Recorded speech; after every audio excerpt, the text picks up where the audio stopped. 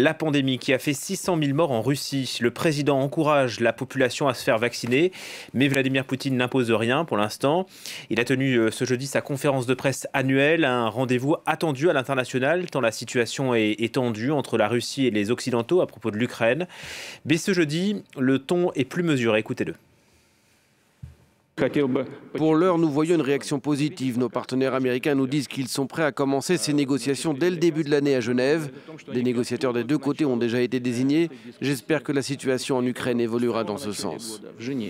Voilà, Vladimir Poutine qui semble calmer le jeu, mais c'est loin d'être la fin de la crise. La correspondance à Moscou d'Elena Volochine.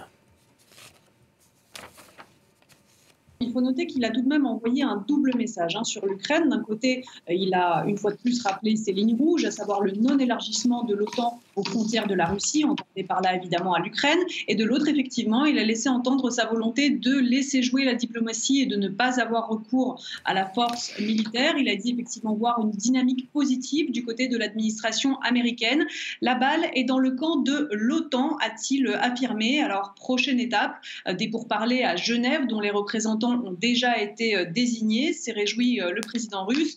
Alors les futures actions de Moscou dépendront clairement de ce round de pourparlers, de leur issue, et la situation promet de ne pas être simple puisque la Russie a transmis à l'OTAN un document avec ses propositions et il s'agirait pour l'OTAN de garantir un futur non-élargissement de l'Alliance, ce qui évidemment pour l'Alliance et les États-Unis est hors de question. Donc il faudra négocier les termes d'une potentielle entente entre Moscou et l'OTAN. Pour l'heure, les dizaines de milliers de soldats russes amassés à la frontière ukrainienne sont l'argument de force de Vladimir Poutine pour contraindre les Occidentaux à négocier. Cela a déjà marché en obligeant Joe Biden à entendre la position, à entrer du moins dans le dialogue avec Vladimir Poutine sur la question ukrainienne. Ce dialogue aboutira-t-il? Il faudra le suivre puisque ce mardi, Vladimir Poutine a laissé entendre devant son état-major qu'il n'excluait pas d'avoir recours à la force militaire si l'OTAN continuait, selon lui, à menacer la Russie. Donc pour conclure, ce qu'on peut dire à l'heure actuelle, c'est qu'aucun scénario n'est à exclure, même si clairement de tous les côtés,